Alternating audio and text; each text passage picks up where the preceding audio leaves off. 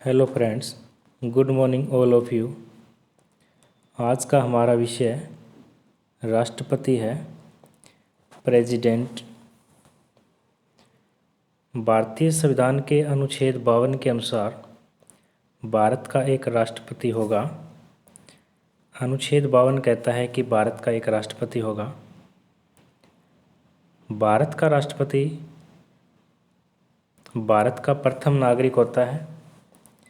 इसी के साथ साथ भारत का राष्ट्रपति तीनों सेनाओं का सर्वोच्च कमांडर होता है।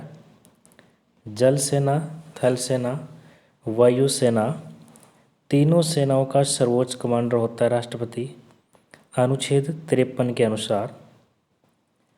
राष्ट्रपति देश का संवैधानिक मुख्य होता है, कॉन्स्टिट्यूशनल हेड होता है।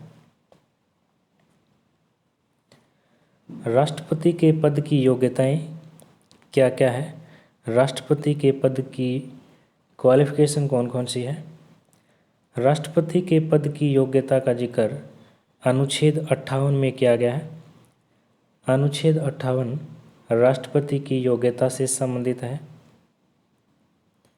राष्ट्रपति के पद की योग्यता इस प्रकार से है: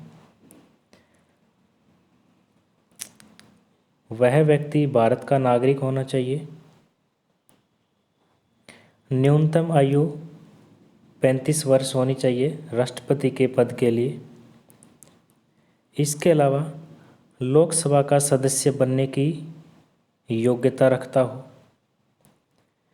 वह लाभ के पद पर नहीं होना चाहिए। लाभ के पद से हमारा अभिप्राय है कि वह वेतन ले रहा हो या सरकार से प्रत्यक्ष या अप्रत्यक्ष रूप से कोई किसी प्रकार का फ़ायदा ले रहा हो, जमीनों का आवंटन करता हो या स्कॉलरशिप से संबंधित कोई कार्य करता हो, तो ये सारे कार्य लाभ के पद के अंतर्गत आते हैं। लाभ के पद को किसी भी अनुच्छेद में परिभाषित नहीं किया गया है। भारतीय संविधान के किसी भी अनुच्छेद में लाभ के पद को परिभाषित नहीं किया गया है। संसद को ये अधिकार है कि कौन कौन से पद लाभ के पद के अंतर्गत आते हैं। राष्ट्रपति, उपराष्ट्रपति, राज्यपाल, केंद्र सरकार व राज्य सरकार के मंत्री लाभ के पद के अंतर्गत नहीं आते। राष्ट्रपति के चुनाव की विधि। राष्ट्रपति के चुनाव से संबंधित अनुच्छेद 54 है। आर्टिकल 54 में राष्ट्रपति के चुनाव का वर्णन किया गया है। राष्ट्रपति का चुनाव एक निर्वाचक मंडल के द्वारा होता है। निर्वाचक मंडल में, राष्ट्रपति के निर्वाचक मंडल में संसद के सभी निर्वाचित सदस्य भाग लेते हैं, मनोनीत सदस्य भाग नहीं लेते। सभी राज्यों के विधानसभा के निर्वाचित सदस्य राष्ट्रपति के चुनाव में भाग लेते हैं। दिल्ली पुडुचेरी विधानसभा के सदस्य राष्ट्रपति के चुनाव में भाग लेते हैं। संसद के मनोनीत सदस्य राष्ट्रपति के चुनाव में भाग नहीं लेते। राष्ट्रपति के चुनाव में केवल और केवल संसद के निर्वाचित सदस्य भाग लेते हैं, मनोनीत सदस्य भाग नहीं लेते। विधान परिषद के सदस्य भाग नहीं लेते। निर्वाचित एंग्लो इंडियन भाग लेते हैं।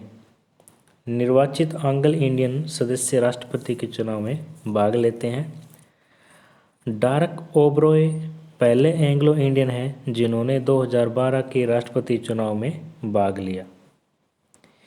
ये तृणमूल कांग्रेस के बंगाल से राज्यसभा के सदस्य थे। राष्ट्रपति के निर्वाचन पद्धति की विधि का जिक्र अनुच्छेद 55 में है। अनुच्छेद 55 राष्ट्रपति की निर्वाचन पद्धति से संबंधित है।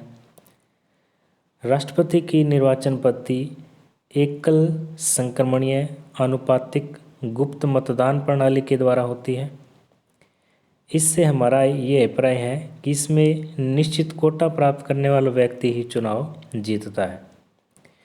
इसके अलावा दूसरी प्रक्रिया first past the post system है, जिसमें कि सबसे ज़्यादा मत प्राप्त करने वाला व्यक्ति ही विजेता होता है।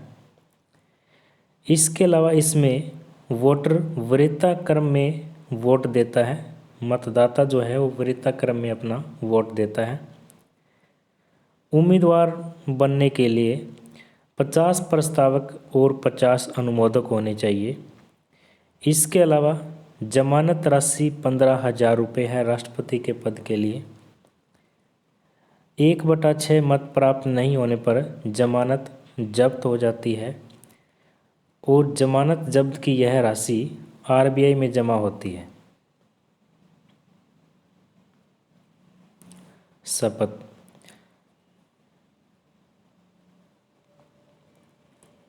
शपथ से संबंधित अनुसूची 3 है। भारतीय संविधान में 12 अनुसूची है। अनुसूची 3 शपथ से संबंधित है, लेकिन राष्ट्रपति, उपराष्ट्रपति, राज्यपाल की शपथ का जिक्र अनुसूची 3 में नहीं है। अनुसूची 3 शपथ से संबंधित है, लेकिन राष्ट्रपति, उपराष्ट्रपति, राज्यपाल की शपथ का जिक्र अनुसूची 3 में नहीं है, बल्कि उनसे संबंधित अनुच्छेद में है। अनुच्छेद 60 राष्ट्रपति की शपथ से संबंधित है। अनुच्छेद 60 के अनुसार राष्ट्रपति संविधान की रक्षा, लोगों के कल्याण की शपथ लेते हैं। राष्ट्रपति को शपथ भारत के मुख्य न्यायाधीश दिलाते हैं। अनुच्छेद 60 के अनुसार मुख्य न्यायाधीश शपथ दिलाते हैं, उनकी अनुपस्थिति में वरिष्ठ न्यायाधीश शपथ दिलाते हैं। राष्ट्रपति मुख्यतः 25 जुलाई को शपथ लेते हैं। नीलम संजीव रेड्डी ने 25 जुलाई 1977 को शपथ ली थी। राष्ट्रपति के कार्यकाल का जिक्र अनुच्छेद 56 में किया गया है। अनुच्छेद 56 राष्ट्रपति के कार्यकाल से संबंधित है। राष्ट्रपति का कार्यकाल 5 वर्ष होता है। राष्ट्रपति का पद रिक्त होने पर 6 महीने के अंदर अंदर राष्ट्रपति के चुनाव करवाना अनिवार्य है। सरपंच लोकसभा के सदस्य का चुनाव शेष अवधि के लिए होता है, लेकिन राष्ट्रपति का चुनाव शेष अवधि के लिए नहीं, बल्कि पूरे 5 साल के लिए होता है। चुनाव आयोग कार्यकाल पूरा होने से पहले ही चुनाव करवा लेता है। जब तक नया राष्ट्रपति पद धारण नहीं करता, पुराने राष्ट्रपति निरंतर कार्य करता रहता है।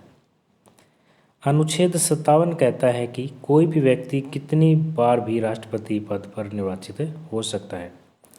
अनुच्छेद 57 कहता है कि कोई भी व्यक्ति कितनी बार भी राष्ट्रपति पद पर निर्वाचित हो सकता है।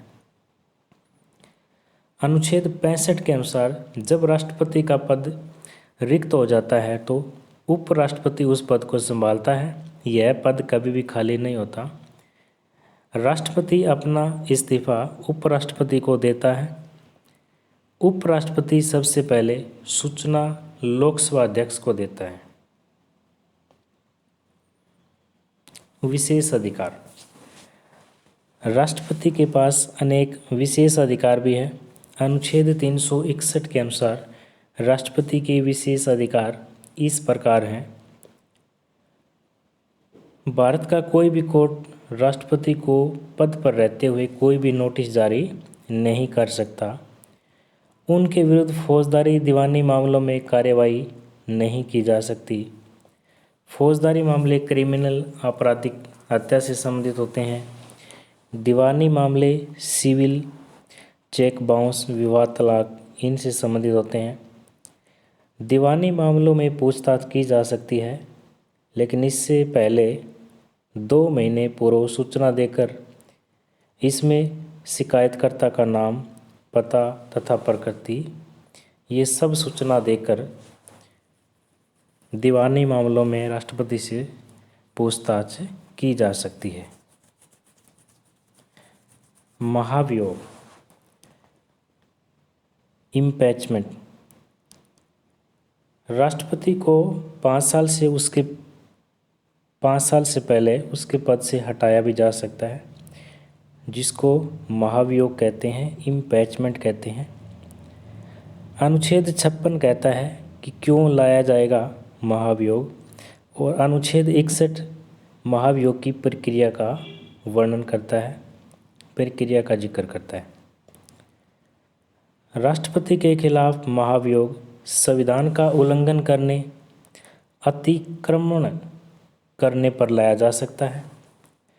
महाभियोग किसी भी सदन में लाया जा सकता है, लोकसभा में भी लाया जा सकता है और राज्यसभा में भी लाया जा सकता है। कुल सदस्य संख्या का 1/4 सदस्यों के समर्थन पर प्रस्ताव लाया जाएगा।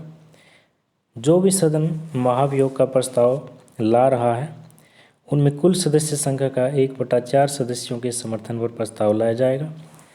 प्रस्ताव पर चर्चा करने से 14 दिन पहले राष्ट्रपति को सूचना देना अनिवार्य है। इस दौरान राष्ट्रपति खुद या अपने किसी प्रतिनिधि को भेज सकता है। कुल सदस्यों का 2/3 बहुमत से महाभियोग का प्रस्ताव पास होता है। महाभियोग के प्रस्ताव में मनोनीत सदस्य भाग लेते हैं, यानी कि सभी सदस्य भाग लेते हैं। राज्य विधानसभा के सदस्य और दिल्ली व पुडुचेरी विधानसभा के सदस्य भाग नहीं लेते। महाभियोग की प्रक्रिया पर संयुक्त अधिवेशन नहीं बुलाया जाता। राष्ट्रपति के इस दौरान के सभी कार्य वैलिड होते हैं।